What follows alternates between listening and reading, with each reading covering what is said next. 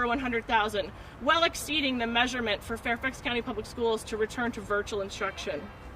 In district after district, there are plans to send our youngest learners back into schools. It is unacceptable for our districts to continue to disregard scientists and medical experts. Everyone wants to be back in schools, and everyone wants us to be back to normal, but opening when it's safe to do so. Local leaders are under attack by those who are focused on short-term solutions with long-term repercussions. They need our leadership, your leadership, to support virtual options. We need leadership. I introduce the president of the Loudoun Education Association. Shameful. Sir, you may leave our private property if you cannot be quiet. It is a private property. Good morning, I'm Sandy Sullivan. I'm the president of the Loudoun Education Association. It is not safe.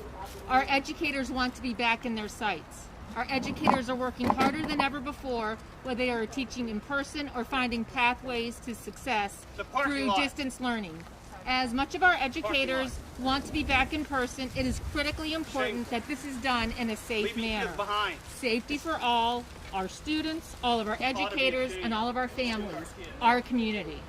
When questions regarding return to school go unanswered, when questions to answers change, when protocols are not followed, when these protocols are not enforced, our community is put at risk and continuity of instruction is not possible. The case numbers continue to rise in Loudoun, and still more students and educators are sent into work sites. Appropriate PPE and training is not being consistently given to educators in a timely manner. Not all students are following prescribed protocols for mask wearing. Educators are concerned with the enforcement or lack thereof. Not all staff members are wearing masks and jeopardizing their school community. Cleaning, training, and proper use of cleaning products lack consistency and put our students, educators, and families at risk. It is not safe. Now I call to the podium Maggie Hansford from the Prince William Education Association. Ridiculous. Ridiculous. Good morning, my name is Maggie Hansford and I'm the president of the Prince William Education Association. It's not about the election. I am proud to stand with all the Northern Virginia Education Associations that are advocating for a safe and successful school year. Shameful. Ridiculous. As COVID cases rise in our communities, we understand no county is an island. Our counties are all interconnected and our health as a county relies also on the health of neighboring communities. We are asking the governor, the Richmond delegation, and our Secretary of Education to act immediately to ensure students and staff stay healthy across the Commonwealth. We need a clear, uniform standard for Virginia schools to utilize in order to protect students and staff and allow for community transparency. Parents, employers, and school staff need to know when to expect closures. Our community deserves to know at what point our schools must return to fully virtual in order to slow down the spread of COVID-19. At what test positive rate or what total case count or what hospitalization rate will indicate either that schools are safe to further reopen or required to revert to virtual. We deserve a clear metrics. Decisions to open or go virtual should be made based on science and data. We need to be able to plan for our families, for our students, and for the success of our community. Our teachers and staff also deserve division leadership that's willing to report to the buildings and attend board meetings in person as they ask us to return to work in school buildings. We deserve leadership that demonstrates their willingness to put themselves in the same environment they are asking us to work in. We deserve transparent leadership with clear metrics to determine how we safely proceed this school year. Thank you.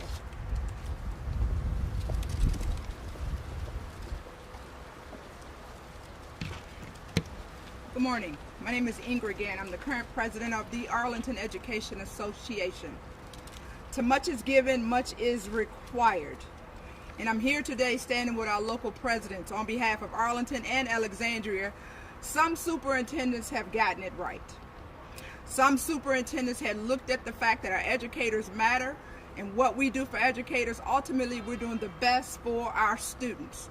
I applaud the superintendent of Alexandria. I applaud my superintendent, Dr. Francisco Duran, for doing what he knows to be right. The second phase will not happen in Arlington. In Alexandria, they have a choice if they want to return. That's not going on in Fairfax, in Loudoun, in Prince William, in other urge the governor to make a decision. We urge our parents to be mindful of what our teachers and educators are doing. We know this is a difficult situation. We have not been through a pandemic like this before, ever. Ever. Our educators are working harder than before, longer hours.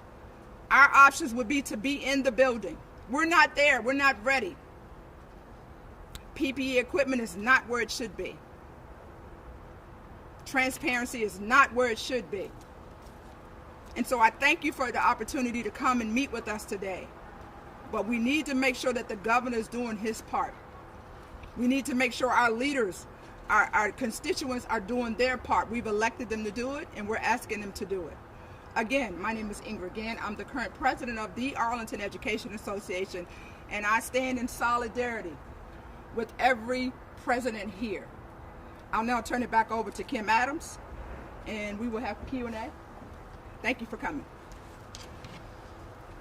If anyone has any questions they'd like to ask, we'll try to answer them for you, whether it's for Fairfax, Loudoun, Prince William, or Arlington, Alexandria.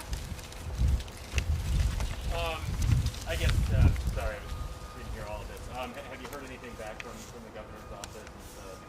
We have not yet heard anything from the governor. We've sent over 500 letters to the governor and our legislators in this area as well.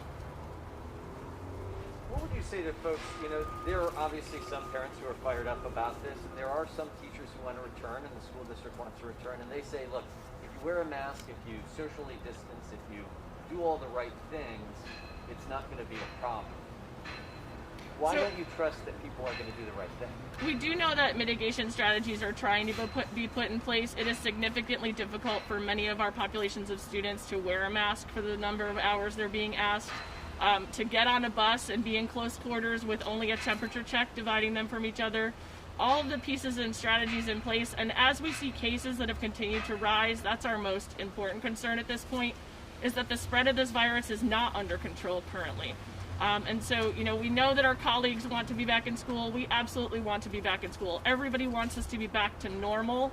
We are not there yet, and it is not safe. Any of my colleagues want to... Specifically about mitigation strategies. In my remarks, I specifically spoke about students not wearing their masks appropriately and educators having a hard time to have that appropriately enforced in their building.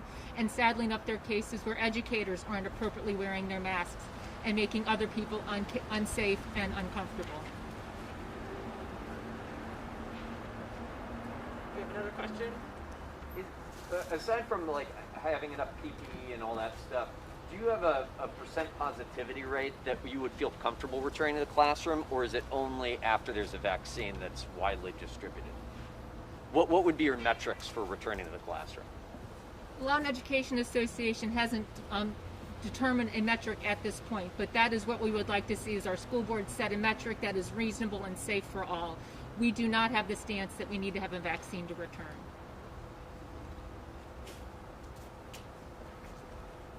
And we agree with Loudoun. At this time, many teachers are parents as well, and we all want to be able to be back in the buildings and be safe.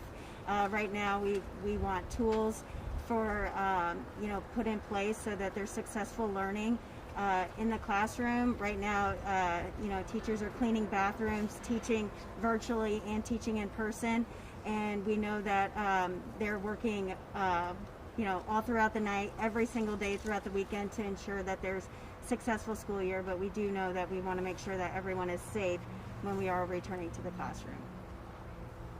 And although Fairfax does have metrics that they've put in place, we have now exceeded those, at least in one of the thresholds for most of the major groups. We are concerned about groups 1 and 2 in Fairfax not having metrics that will denote when they remove them from school, so it's concerning that those metrics don't exist yet, and we don't have metrics for our highest level education. So our high school and middle school students, the metrics are not on the table at this time. So we're concerned that those are just not there. Nationally, we've seen most school districts look at a 5% positivity rate as a number to start pulling students back, and some have even used a lower threshold, closer to 4%. And we don't know at this time if Fairfax will adopt a lower number. 8% is the high number for our grades 1 through 3, and 10% is a metric PCR for our lower students. So at this point, we're still waiting on the higher grade level metrics, and we don't have that at this time, but we have exceeded the 200 cases per 100,000, which is the metric for nearly every group except for those first two.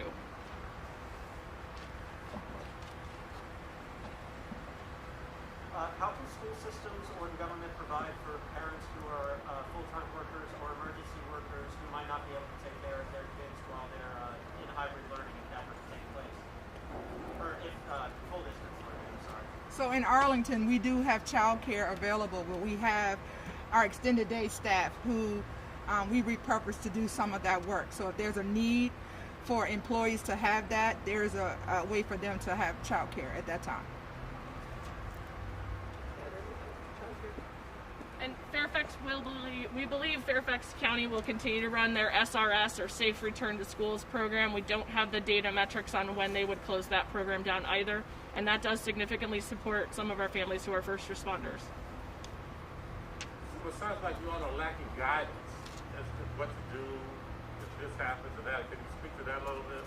Yeah, unfortunately what it seems like is that our school boards have been left to make decisions on their own.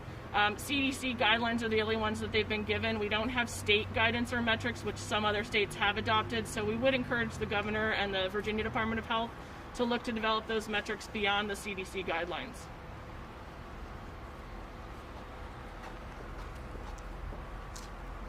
It's almost a if and when, to answer your question. If this happens, then we'll do that. We have things in place in Arlington and Alexandria, and I'm sure in the rest of our locals, but if and when it happens, are we really consistent with what we planned?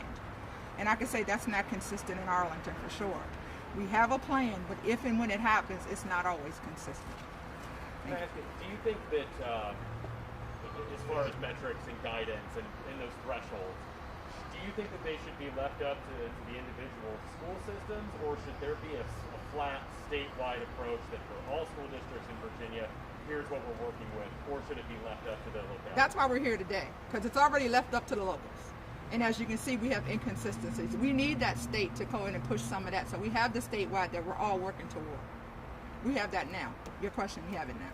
Thank you.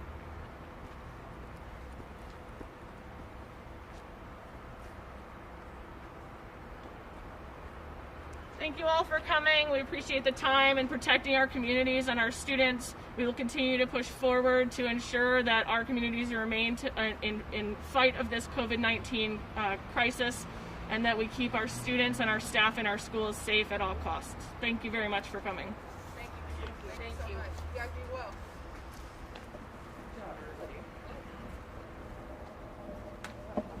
If anyone needs alcohol wipes for their equipment, we do have some here, and we didn't really touch anything.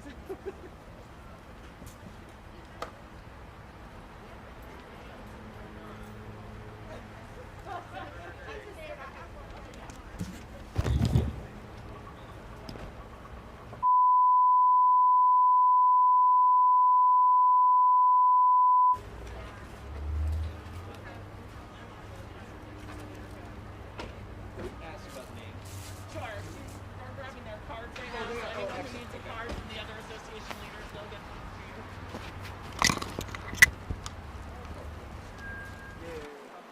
Figure out how to do it? So I changed it, but I also did it. It was live though, right? It was live. Okay. Does anyone comment? And a lot of times it's some people got Oh, please, Kevin and George.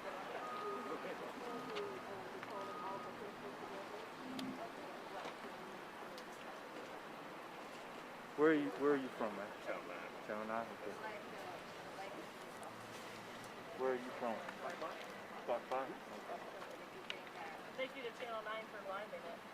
No problem, man. I don't know if it was live elsewhere, but I did just hear from my colleagues that it was live on that. Here we go. We're late for the party now.